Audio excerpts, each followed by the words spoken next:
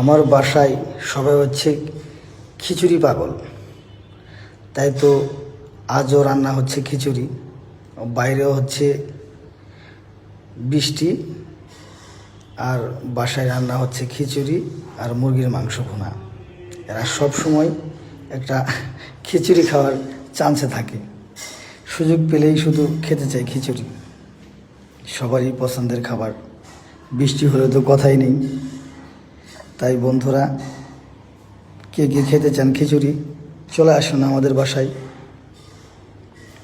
ভরপুর খিচুড়ি আছে, সাথে আছে মুরগির মাংস ভুনা, আরও থাকবে শুকনা মরিচ, পেঁয়াজ, সরিষার তেল দিয়ে এক ধরনের ভর্তা।